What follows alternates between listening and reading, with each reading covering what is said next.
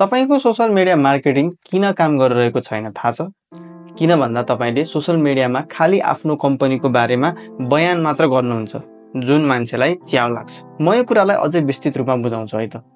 म हजुरलाई दुईटा भिडियो एडको एक्जाम्पल दिएर बुझाउँछु। मानिलिऊ ल्यापटप बेच्ने एउटा कम्पनीले सोशल मिडियाको लागि भिडियो बनाउँदैछ।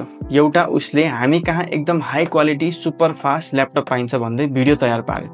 अर्कोमा उसले मार्केटमा high quality super fast laptop कसरी छान्ने भनेर एक्सप्लेन गर्दै भिडियो बनाए। अब हजुर भन्नुस् कुनमा धेरै लाइक कमेन्ट र शेयर आउला? अफकोर्स सेकेन्ड भिडियोमा होइन त?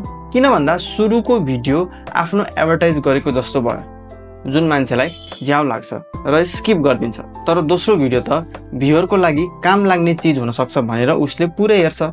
त्यसपछि मेसेज वा कमेन्टमा आफ्नो प्रतिक्रिया पनि दिने सम्भावना बढी हुन्छ। एक्चुअली अडियन्सको मेसेज वा कमेन्ट आएपछि त ऊ तपाईसँग कनेक्ट हुने भयो। तपाईले आफ्नो प्रोडक्ट वा सर्भिसको बारे मार्केटिङ र सेल्स गर्न जति पनि टाइम पाउनुहुन्छ।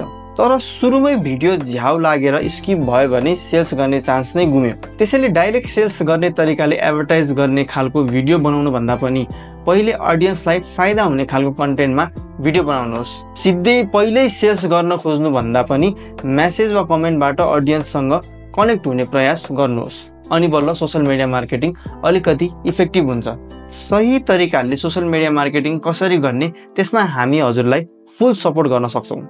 हाम्रो निशुल्क डिजिटल मार्केटिङ परामर्श लिन हामीलाई सम्पर्क गर्नुहोस् है त।